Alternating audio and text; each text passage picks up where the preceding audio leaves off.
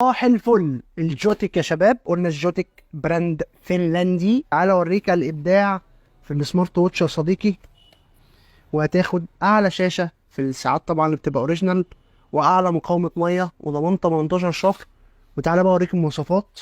واربع استرابات وسكرين. ازاي تشيل اربع استرابات؟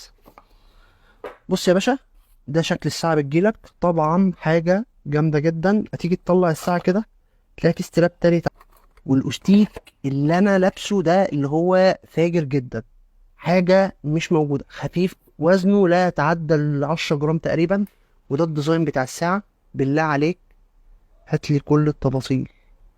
الساعه يا جماعه لونها اسود. الستراب الواحد لو عرفت تجيبه من محل ب 150 جنيه يبقى قابلني.